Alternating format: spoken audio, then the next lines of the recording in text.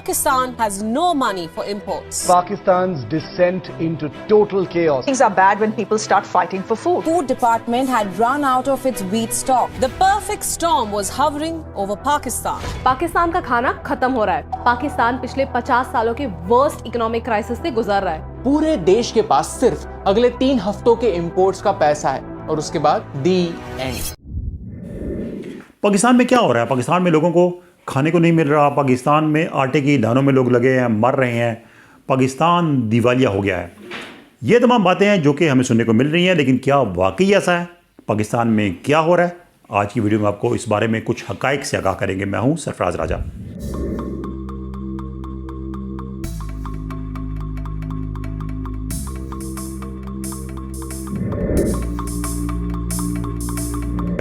तो दोस्तों, पाकिस्तान में मौशी हालात इंतहाई ख़राब हैं, इसमें कोई शक नहीं। पाकिस्तान में महंगाई पाकिस्तान की तारीख की बुलंद तरीन सतह पर पहुंच चुकी है और पाकिस्तान में पेट्रोल की कीमत एक साल के दौरान तकरीबन 100 रुपये से ज़्यादा पर लीटर बढ़ चुकी है। डॉलर की कीमत में एक्सचेंज रेट में तकरीबन 80 से 90% का इजाफा हो चुका है।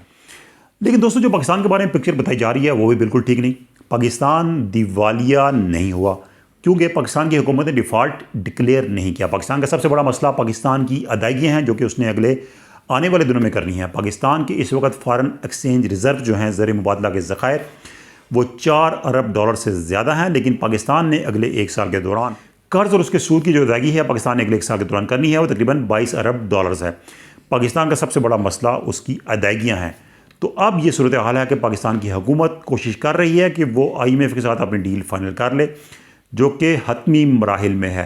IMF ने पाकिस्तान पर कड़ी शराइत आयद की हैं। उसमें उन्होंने पेट्रोल महंगा करने की शर्त रखी थी, डॉलर का एक्सचेंज रेट रुपए के साथ खुला रखने की जो शर्त आयद की थी, बिजली की कीमत बढ़ाने के लिए कहा था, इसके अलावा जो सब्सिडीज़ हैं वो ख़त्म करने का कहा था। तो हुकूमत पाकिस्तान ने तमाम काम किए हैं, जिसके बाद पाकिस्तान में महंगाई की एक शदीद तरीन लहर आ चुकी है।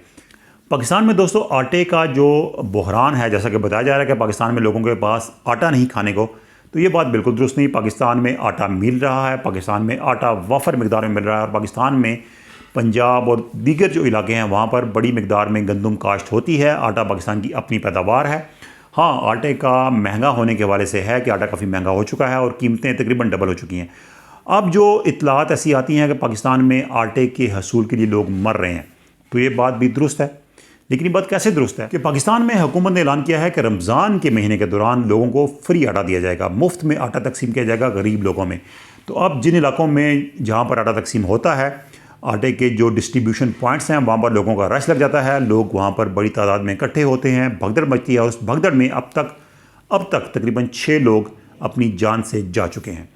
इसके अलावा इससे पहले भी आपने आटे की लाइनें देखी होंगी, रमज़ान से पहले भी, उनके बारे में बताएंगे। पाकिस्तान में उस वक्त आटा सब्सिडाइज रेट पे हुकूमत दे रही थी, यानी कि अगर मार्केट में आटे का एक थैला 1200 रुपये का मिल रहा है तो वो उस सब्सिडाइज रेट में तकरीबन 650 का मिल रहा था। तो वहाँ पर लोगों की लाइनें होती थी। लेकिन इस वक्त जो आटे के हसूल पर जो अमवात की खबरें आ रही हैं वो वही है जहाँ पर फ्री आटा तकसीम हो रहा है। लेकिन इस वक्त हुकूमत जो है उसने इस पर भी तवज्जो दी है और जो कोशिश की जा रही है कि भगदड़ की सूरत हाल पैदा ना हो और लोगों को इस तरीके से आटा डिस्ट्रीब्यूट किया जाए कि ऐसी सूरत हाल ना हो कि लोगों की जान जाए या लोगों को तकलीफ़ उठानी पड़े। इसके अलावा जब मुल्क डिफ़ॉल्ट होता है तो वहाँ पर तो आपको कोई चीज़ नहीं मिलती, जो बाहर से इंपोर्ट करनी पड़ती है, क्योंकि आपके पास इंपोर्ट के लिए पैसा ही नहीं होता, डॉलर्स ही नहीं होते।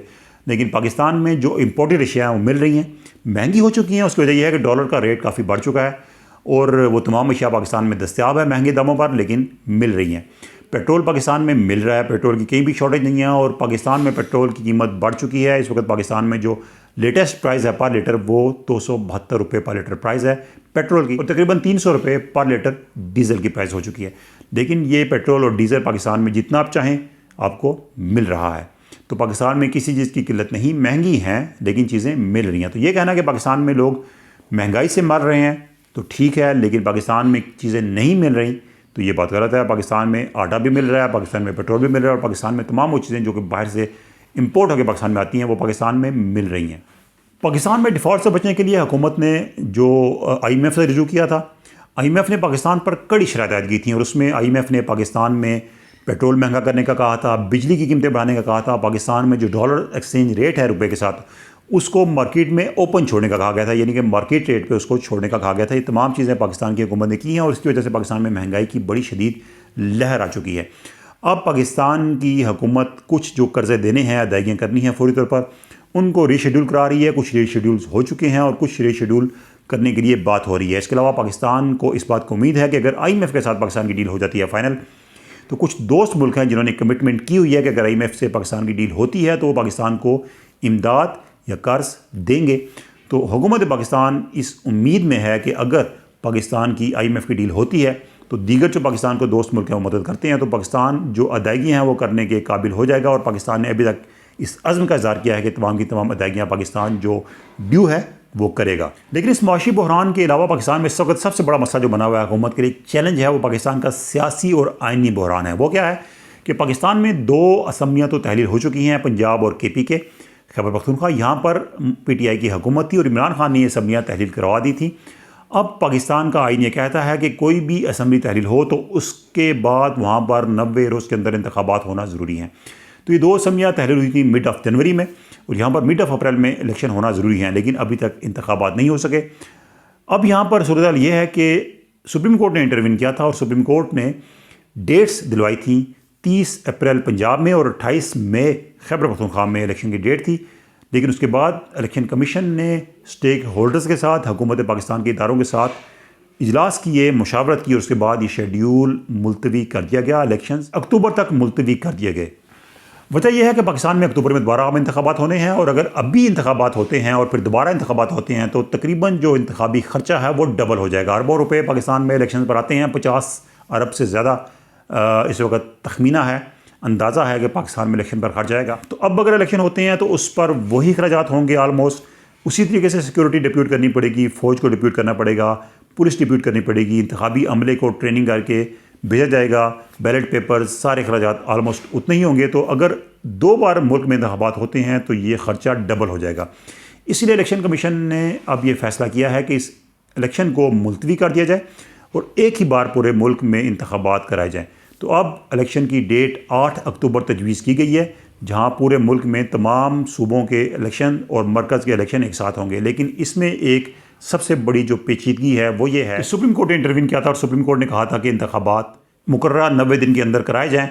तो अब चूँकि पाकिस्तान में तहरीक इंसाफ एक बहुत बड़ा प्रेशर ग्रुप है, उसका भी प्रेशर है और ये मामला सुप्रीम कोर्ट में दोबारा जाना है। सुप्रीम कोर्ट इस पर अपनी क्या राय देती है, क्या फैसला करती है। अगर सुप्रीम कोर्ट ये फैसला बरकरार रखती है कि 90 रोज़ के अंदर इलेक्शन कराए जाएँ या फौरी इलेक्शन कराए जाएँ, तो एक मुआशी बहरान तो है ही, ये आइनी और सियासी बहरान एक बहुत बड़ा जो है वो मसला खड़ा करेगा और इसके असरात बराह रास्त पाकिस्तान की मईशत पर पड़ेंगे, क्योंकि इलेक्शन के हवाले से अखराजात बढ़ जाएंगे। और अगर इलेक्शन नहीं कराए जाते और PTI इसी तरह अपना प्रेशर बरकरार रखती है तो ये भी एक बड़ा मसला खड़ा होगा हुकूमत के लिए।